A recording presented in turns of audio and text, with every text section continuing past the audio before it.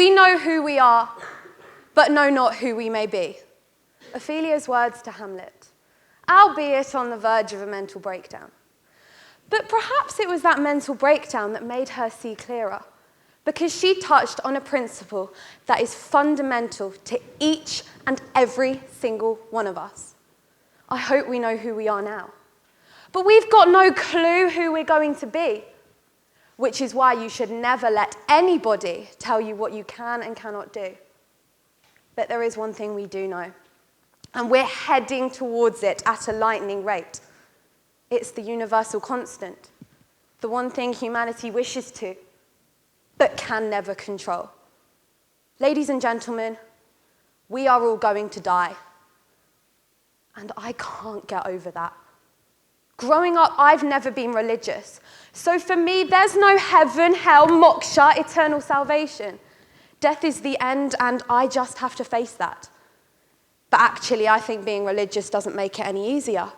Because you could live your entire life in the shadow of an afterlife and get there, and it's not what you expected. Perhaps I'm just fundamentally selfish. But I can't imagine being dead and the world still going on turning. Put it this way, the foundations we're building today, we're never going to live to see what they can become. We can put men into space, but we will never live to see humanity colonize Mars. And I'm consumed by that.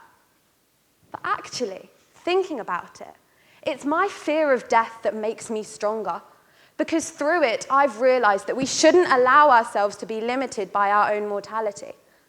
Earlier on, I made reference to Ophelia, a tragic, tragic literary character. And yet it could be argued that although her life is finite, her death brings with it a sense of release from the shackles of her mind and of society. And let's face it, who in this room hasn't heard of William Shakespeare? And he died 400 years ago. Classical musicians like Mozart and Beethoven never got the recognition they deserved in their own lifetimes, and yet they are more famous than you can possibly imagine today.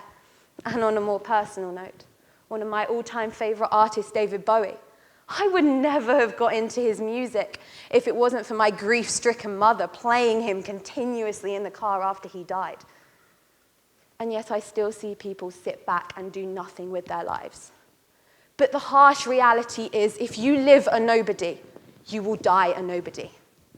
To paraphrase the words of T.S. Eliot, our ends can be our beginnings, because how can you assure immortality? It's impossible, right? Think again.